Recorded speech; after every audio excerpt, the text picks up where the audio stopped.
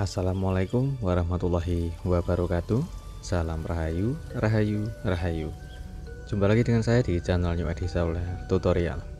Di kesempatan kali ini ada paketan kiriman dari salah satu sahabat subscriber. Beliau asal Bangkalan, teman-teman. Beliau juga sempat konsultasi sebelumnya untuk menanyakan kerusakan handphone ini, yaitu Realme Narzo 30A, teman-teman. Katanya untuk LCD-nya ini copot atau fleksibelnya itu putus, teman-teman. Kita coba untuk cek dulu infonya untuk pembongkaran dulu. Oke, setelah saya membuka di bagian backdoornya dengan hati-hati dan kita angkat, yaitu di bagian LCD-nya yang sudah terlepas dari frame ya, teman-teman. Jadi untuk handphone ini yaitu Realme Narzo 30A, beliau kepengen untuk perbaikan menyambung fleksibel LCD yang putus, teman-teman. Jadi beliau tidak mau kepengen untuk penggantian LCD yang KW, jadi kepengen masih menggunakan LCD yang original dari bawaannya. Sedangkan untuk di bagian bawah itu saya curiga untuk pembongkaran di bagian bawah ini saya mendapati di bagian fleksibel mainboard yang ada di papan chargernya itu terdapat korosi atau jamur, teman-teman. Jadi di bagian bawah handphonenya habis kemasukan air juga. Oke, kita fokus saja untuk di bagian yaitu tutorial cara menyambung fleksibel yang putus total seperti ini, teman-teman. Sedangkan untuk perbaikan yang korosi di bagian fleksibel dan juga papan chargernya itu cukup kita bersihkan. Apabila masih ada sisa korosi atau jalur yang bermasalah bisa kita solder ulang atau penggantian soket ya, teman-teman. Kita langsung saja untuk proses yaitu memperbaiki di bagian fleksibelnya, yaitu dengan cara kita sambung atau dengan metode jumper. Kita sambungkan dulu untuk fleksibel ke bagian yang atas dan bawah, itu kita sambung seperti ini menggunakan solasi dengan cara kita kasih jarak renggang kurang lebih sekitar 1-2 mili ya, teman-teman. Tujuannya agar tidak konslet atau tidak ground. Sedangkan untuk Microsoft yang saya pakai itu hanya Microsoft manual seperti gambar yang tertera seperti tadi. Untuk pisau itu bebas ya, teman-teman. Sedangkan untuk posisinya saya seperti ini, yaitu posisi saat proses memperbaiki fleksibel yang terputus atau perbaikan menyambung jalur yang putus. Untuk timah dan solder yang saya pakai dan juga ujung mata solder seperti yang tertera pada gambar. Oke, kita langsung saja untuk proses yaitu menyambungkan fleksibel yang putus dengan cara kita sambung menggunakan ukuran kawat jumper seperti gambar yang tertera, yaitu saya menggunakan ukuran kawat 0,007 mili, teman-teman. Dengan hati-hati untuk menyambungkan fleksibel yang terputus atau proses menjumper seperti ini. Saya menggunakan untuk panas solder itu dengan suhu panas di angka 250 maksimal 275 sampai 350, teman-teman. Maksudnya enggak sampai 350, minimal 250, sedang itu 275, maksimal 300, teman-teman. Dengan hati-hati untuk menyambungkan seperti ini, jangan sampai bikin di bagian jalur sebelahnya itu terkena solder atau terhubung ya, teman-teman. Jadi harus teliti dan hati-hati. Jika jalur yang sudah kita kerik dan sudah kita kasih timah, jika terhubung oleh jalur yang ada di sampingnya itu bisa menyebabkan ngeground dan konslet, teman-teman. Setelah itu kita bersihkan dari sisa fluk dan kita kasih cairan hijau atau lem pelapis PCB. Usahakan kasih jarak renggang antara kawat jumper yang satunya sama sebelahnya, teman-teman. Tujuannya agar tidak berdempetan dan tidak saling terhubung. Setelah itu kita lepas untuk solasi yang melindungi saat posisi kita mengerjakannya dan kita buang untuk solasi kuning. Kenapa saya menggunakan solasi kuning dulu atau bebas ya, teman-teman? Kalau solasi kuning itu tahan panas jadi tidak mudah terkelupas. Tujuannya untuk tidak gerak di bagian posisi fleksibelnya. agar lebih nyaman untuk proses menyambungkan. Dan sedangkan posisi seperti ini, apabila kita sudah menyambung di bagian posisi bawah fleksibel, selanjutnya kita balik. Oke, kita potong untuk solasinya sesuai posisi fleksibelnya. Kita lindungi juga di bagian plat pada bawah atau di belakang LCD, tujuannya agar tidak kena panas pada solder ya teman-teman, karena solasi ini itu tahan panas dan juga tidak merusak di bagian lapisan LCD jika kita proses untuk mengerjakan menggunakan solder. Sedangkan untuk di bagian lubang pada celah yang ada di bagian robekan fleksibel, saya menggunakan atau menutupi menggunakan lem teman-teman.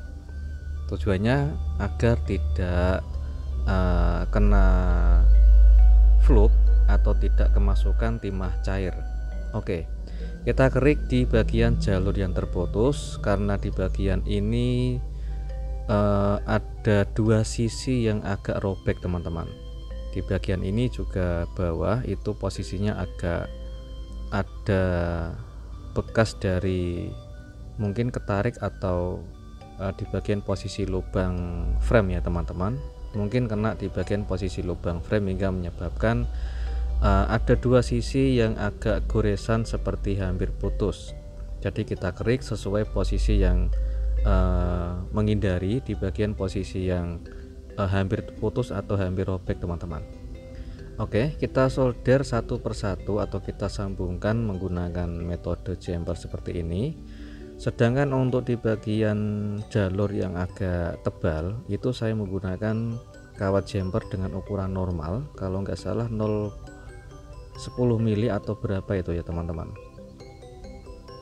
kurang lebih seperti itu. Jadi untuk kawat yang jalur yang tebal itu menggunakan ukuran standar untuk kawat jumpernya.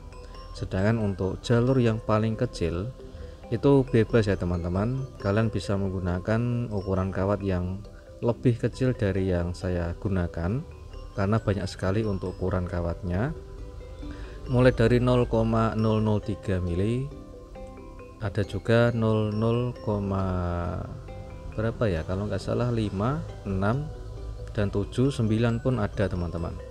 Jadi kita sesuaikan untuk jalur yang terputus menggunakan kawat jumper yang membuat kita nyaman untuk proses menyambungkan fleksibel yang terputus atau menggunakan kawat jumper. Oke, setelah selesai untuk menyambungkan semua, kita bersihkan sisa fluknya menggunakan thinner dan diamkan hingga kering dulu, baru kita melapisi menggunakan cairan hijau atau pelapis PCB. Tujuannya untuk menutupi di bagian timah dan juga menutupi dan memperkuat di bagian kawat jumper yang sudah kita sambung teman-teman. Oke, jika sudah selesai kita coba untuk pengecekan dulu seperti ini. Jadi jangan terburu-buru untuk melepas sambungannya.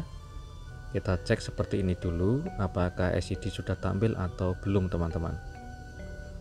Oke, perhatikan saya koneksikan menggunakan charger, ternyata masih sama saja LCD nya masih gelap atau tidak tampil. Saya penasaran karena ada dua sisi posisi fleksibel yang agak terlipat atau hampir robek juga teman-teman. Di bagian sisi inilah yang saya curigai, ternyata masih ada bagian sisi fleksibel yang jalur yang terputus. Jadi kita coba untuk kerik sesuai fleksibel atau jalur yang terputus saja teman-teman. Sedangkan agar di bagian posisi yang tidak hampir putus, kita tidak perlu untuk kita kerik atau kita sambung. Jadi posisi yang fleksibelnya sedikit agak robek saja atau jalur yang terputus. Setelah kita kerik, kita coba untuk pengecekan.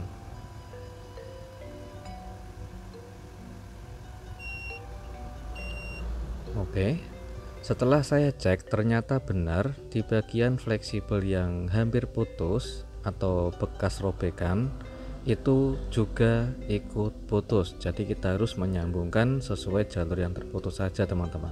Sedangkan yang tidak ada bekas robekan kita tidak perlu untuk menyambungnya.